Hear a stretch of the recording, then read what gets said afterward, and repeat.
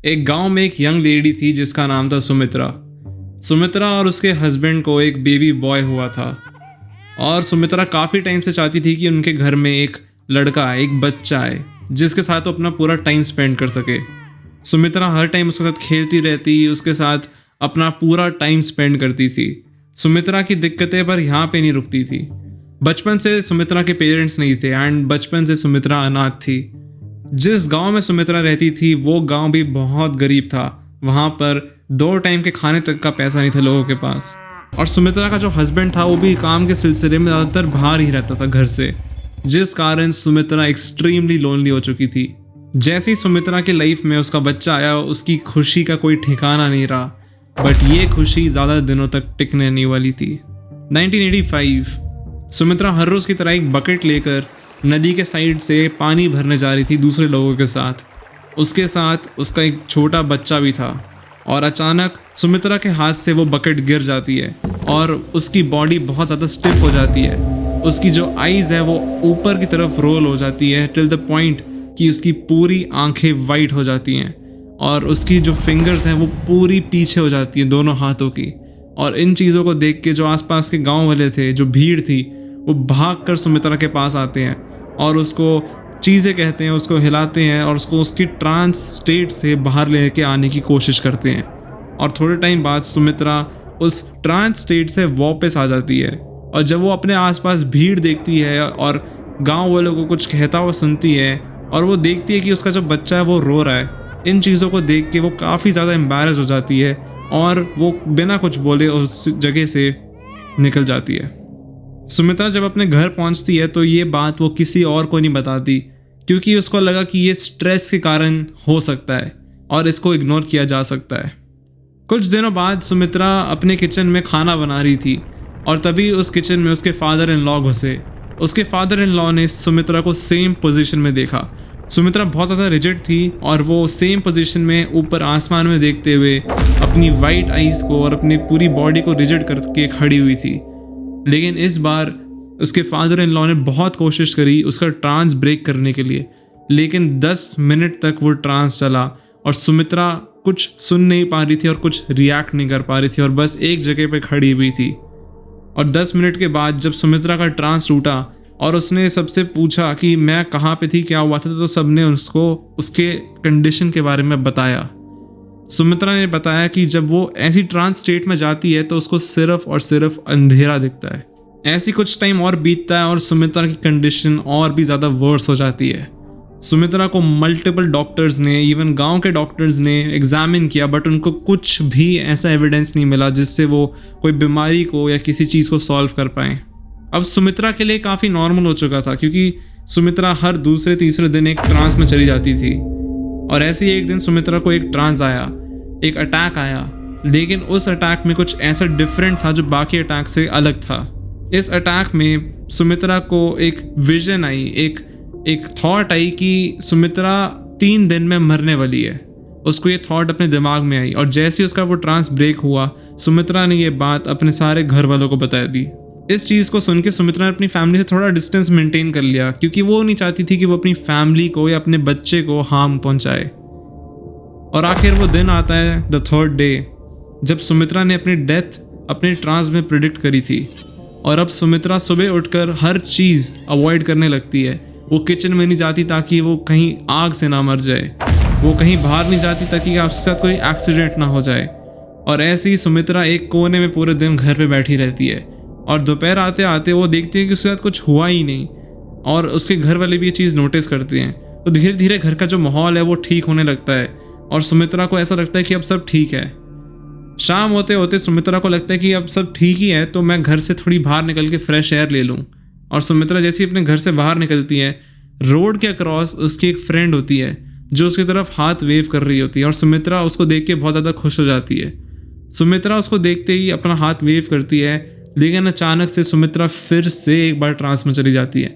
लेकिन ये वाला जो ट्रांस था ये बहुत ज़्यादा खतरनाक था। सुमित्रा बहुत ज़ोर से चलाती है जिस वजह से उसके आसपास का जो एक क्राउड है सब लोग उसकी तरफ देखने लग जाते हैं। सुमित्रा फिर से एक रिजिड पोजीशन में खड़ी हो जाती है, लेकिन इस बार जो उसके हाथ होते हैं वो अपने सर के ऊपर कुछ क्लॉइंग कर रही होती है, जैसे वो कुछ अपने सर से हटा रही हो हवा में। और इतनी ज़्यादा भीड़ में से एक डॉक्टर भागते हुए सुमित्रा के पास गया और उसने देखा कि सुमित्रा ब्रीद नहीं कर रही। सुमित्रा की हार्ट बीट उसने चेक करी तो उसने एक स्टेप पीछे लिया। उसने पूरी क्राउड को बताया कि सुमित्रा इज़ नो मोर। और इस चीज़ को सुन के ऑब्वियसली उसकी पूरी फैमिली टूट गई। सुमित्रा अभी भी उस रिजिड पोजीशन में खड़ी हुई थी और वो अब ज़मीन पर उसको लटा के उसकी आंखें बंद कर दी। सुमित्रा को अब क्रिमेशन के लिए प्रिपेयर किया जा रहा था और वो भी बहुत जल्दी में, क्योंकि सब गांव वाले डरे हुए थे, क्योंकि सुमित्रा ने अपनी खुद की डेथ एग्जैक्टली प्रिडिक्ट करी थी और वो चीज़ हो चुकी थी। जो भी गांव के सारे लोग थे, जो मर्द थे, वो सारे लोग सुमित्रा के क्रिमेशन के लिए एक वुड्स और बाकी सारी चीज़ें अरेंज करने लग गए। वेराज ऑन द अदर हैंड जो विलेज की लड़कियां थी उन्होंने काफ़ी एसेंशियल ऑयल्स और ऐसी चीज़ें जो क्रिमेशन में काम आती है उनको सुमित्रा के लिए अरेंज करना शुरू कर दिया और पूरी सुमित्रा की बॉडी को क्लेंस करने लग गए वो लोग। जिस गांव से शाम को बच्चों की आवाज़ें आती थी खेलने की और मज़े करने की, उसी गांव में अब पूरा सन्नाटा था। गांव वालों ने अपने बच्चों को घर पे ही रखा हुआ था, क्योंकि सुमित्रा की डेथ के कारण गांव वाले बहुत ज़्यादा डर चुके थे। बाहर सिर्फ कुछ ही लड़कियां थी जो सुमित्रा की बॉडी को क्लेंस कर रही थी। उसमें से एक लेडी थी जिसका काम था सुमित्रा के फोरहेड पर एक एसेंशियल ऑयल लगाना, क्योंकि वो एक प्रोसेस का पार्ट है। और जैसे ही वो लड़की उस फोरहेड के पास पहुंची तो वो बहुत ज़ोर से चिल्लाई। बाकी लड़कियां भी भाग कर आई और वो सब एक चीज़ को देख के बहुत ज़्यादा डर गए और वो सब अपने पीछे होने लग गए, क्योंकि सुमित्रा की आईज रैपिडली लेफ्ट और राइट रैटल कर रही थी। और सुमित्रा ने एक बहुत भारी सांस ली और वो बैठ गई। सब ऑलरेडी डरे हुए थे और अब टोटल डिसबिलीफ में जा चुके थे, क्योंकि पिछले 45 मिनट से सुमित्रा एकदम पेल डेड पड़ी हुई थी, एकदम लाइफलेस पड़ी हुई थी और वो अब बिल्कुल नॉर्मल लग रही थी।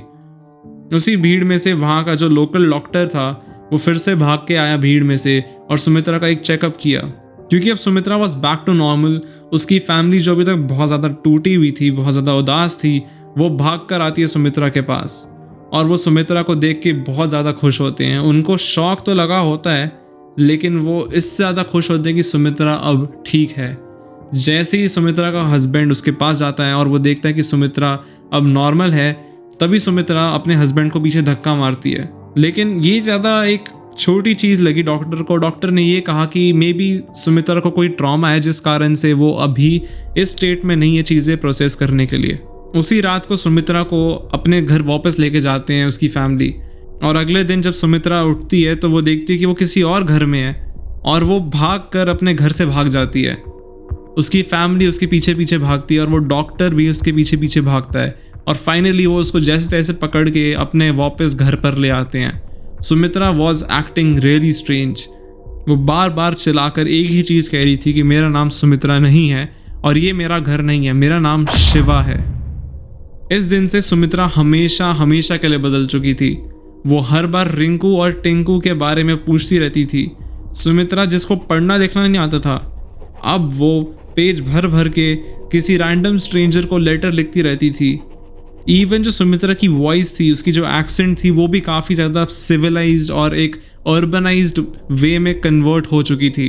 1985 अक्टूबर के महीने में सुमित्रा अपने घर पे नॉर्मली रह रही थी। अब जैसे तैसे वो नॉर्मल हो चुकी थी थोड़ी बहुत। तभी अचानक उसके घर के डोर पर एक नॉक होता है और इस नॉक को सुनते ही उसका जो हस्बैंड है वो उठ के जाता है और उस डोर पे जो भी इंसान है उसको रिसीव करता है। वो देखता है कि एक इंसान वहाँ पर खड़ा है जो सूट और पैंट में खड़ा है और उसने काफ़ी अच्छे शूज़ पहने हैं। तो वो काफ़ी शॉक्ड हो जाता है कि ऐसा इंसान गांव से तो नहीं हो सकता, मे बी ये कहीं बाहर से आया हो। उस इंसान के हाथ में एक भारी सी एक बुक टाइप भी कुछ था और वो इंसान काफ़ी बूढ़ा टाइप लग रहा था। कुछ पूछने से पहले वो इंसान अपना नाम राम त्रिपाठी बताता है। उस इंसान को सुनते ही वो उससे पूछता है कि आपका क्या काम है यहाँ पे। तो राम रिप्लाई करता है कि उसको इस घर से किसी रैंडम लड़की की लेटर्स आ रही थी और शायद से कोई घर में ऐसा है जो अभी रिसेंटली चेंज्ड हुआ है। और इसी चीज़ को सुन के जो सुमित्रा का हस्बैंड था वो काफ़ी शॉक हो जाता है कि भला इसको कैसे पता ये सब। सुमित्रा का हस्बैंड सुमित्रा के पास जाके उसको बताता है कि गेट पर कोई राम त्रिपाठी नाम का इंसान आया है और इस चीज़ को सुन के सुमित्रा बहुत ज़्यादा खुश हो जाती है। वो अपनी जगह से कूद कर भाग कर जाती है और गेट पर सीधा जो वो इंसान खड़ा है उसको बहुत ज़ोर से हक करती है। और इस चीज़ को देख के राम त्रिपाठी बहुत ज़्यादा एक ऑकवर्ड मूवमेंट में आ जाता है और उसका हस्बैंड भी काफ़ी ज़्यादा शॉक हो जाता है कि ये चल क्या रहा है। और सुमित्रा उस इंसान के कान में कुछ विस्पर भी करती है, जिसको सुनकर राम त्रिपाठी थोड़ा सा शॉक हो जाता है। राम त्रिपाठी सुमित्रा से उसका नाम पूछता है और सुमित्रा गुस्से में आकर बोलती है कि आपको मेरा नाम नहीं पता, मेरा नाम शिवा है। राम उसको एक घर के साइड में जो बेंच है उस पर पॉइंट करके बोलता है कि वहाँ पर चलो, मुझे तुमसे बात करनी है। और सुमित्रा और उसका हस्बैंड और राम, अब वो तीनों लोग उस जगह पर जाके एक डिस्कशन करते हैं जहाँ पर जो सुमित्रा का हस्बैंड था वो एक डिस्टेंस मेंटेन करके रखता है। राम उस भारी सी बुक को खोलता है एंड उसमें बहुत सारे लोगों की फ़ोटोज़ थी। वो उसमें से एक फ़ोटो पर पॉइंट आउट करता है और सुमित्रा से पूछता है कि तुम ये बता सकते हो कि तुम्हें ये पता है कि नहीं, ये कौन है। और सुमित्रा उस इंसान का नाम बताती है। और धीरे धीरे जैसे जैसे राम त्रिपाठी रैंडम फोटोज़ पे पॉइंट कर रहा था उस एल्बम के अंदर, सुमित्रा एकदम आराम से उन चीज़ों का नाम बता पा रही थी, उन लोगों का नाम बता पा रही थी। और इस चीज़ को देखते हुए सुमित्रा का हस्बैंड बहुत ज़्यादा शॉक में था और डिसबिलीफ में था कि आखिर ये हो क्या रहा है। फाइनली राम त्रिपाठी एक फाइनल पेज फ्लिप करता है और उस पर एक फ़ोटो होती है जिसको वो पॉइंट करके सुमित्रा से पूछता है कि क्या तुम इससे जानती हो। और उसके रिप्लाई में सुमित्रा थोड़ी सी गुस्सा हो जाती है और वो राम त्रिपाठी को बोलती है कि यही तो है जिसने मुझे मारा था, जिसने मेरी जान ली थी। एंड वो फ़ोटो थी सुमित्रा की सिस्टर इन लॉ की। ये सुनते ही राम उस बुक को नीचे फेंक देता है और बहुत ही प्यार से और खुशी से सुमित्रा को गले लगा लेता है। इस बीच में सुमित्रा का पति बहुत ज़्यादा कंफ्यूज था, जैसे तुम लोग भी हो गए। राम ने बोला कि मैं अब सब कुछ एक्सप्लेन करता हूँ। सुमित्रा के गांव से अप्रॉक्सीमेटली 100 किलोमीटर दूर एक और गांव था जहां पर शिवा नाम की एक लड़की थी। सुमित्रा के घर के टाइम पर जब उसका बच्चा हुआ था, सुमित्रा की लाइफ बिल्कुल खुश हो गई थी। बट सेम टाइम पर शिवा के घर पर एक अलग सिनेरियो था। शिवा के घर पर एक बच्चा हुआ था और उस पॉइंट पे शिवा के घर में सारा टाइम लड़ाई चलती रहती थी। जिस टाइम पर सुमित्रा के ट्रांजिट चलते रहते थे उस टाइम पर शिवा के घर पर लड़ाई की इंटेंसिटी बहुत बढ़ चुकी थी, टू द पॉइंट कि रात को शिवा के इन-लॉज उसको पता नहीं कैसे मार मूर के एक रेलवे ट्रैक पर लेके जा रहे थे और अगली सुबह शिवा की डेड बॉडी मिली रेलवे स्टेशन पर। और बिना ज़्यादा कुछ इन्वेस्टिगेशन करे शिवा की बॉडी को इमीडिएटली क्रिमेट कर दिया था, जिससे शिवा को बिल्कुल भी जस्टिस नहीं मिली। और उसके इन-लॉज ने उसकी फैमिली को ये बताया कि अब शिवा भाग चुकी है एंड मे बी उसने कोई सुसाइड कर लिया होगा। और राम ने ये भी बताया कि उसको जब ये रैंडम लेटर मिला था तो उसको घर जाके ये चेक करना था कि ये रैंडम लेटर आखिर दिया किसने है। राम ही शिवा के डैड थे। सुमित्रा जिस टाइम पर भागकर राम को हक करती है, उसने कुछ कान में विस्पर किया था और उसने कहा था पापा। जिस पॉइंट पर सुमित्रा ने अपनी डेथ एक्सप्लेन करी थी, राम कन्विंस हो चुका था कि ये एक्चुअली में शिवा की ही रीइंकारनेटेड सोल है। और इस पर काफ़ी रिसर्चर्स ने भी काम किया, जैसे एक researcher from university of Virginia ने कंक्लूड करा था कि ये जो सब कुछ केस के बारे में था ये सब कुछ सच है और ये कोई फाउल प्ले नहीं है। और उसके बाद सुमित्रा ने अपनी पूरी लाइफ शिवा बनकर जी। जब भी ऐसे केसेस आते हैं, जब भी मैं ऐसा कुछ पढ़ता हूँ तो मैं काफ़ी ज़्यादा शॉक हो जाता हूँ कि एक्चुअली में ये चीज़ें एग्जिस्ट करती हैं और इतनी ये चीज़ें माइंड बेंडिंग होती हैं कि मैं इन चीज़ों को अपने प्रोसेस नहीं कर पाता एक बार में। कभी कभी मुझे लगता है ये चीज़ें फेक हैं। मैं तुम सबका ओपिनियन जानना चाहूँगा कि ये सही में पॉसिबल है भी कि नहीं।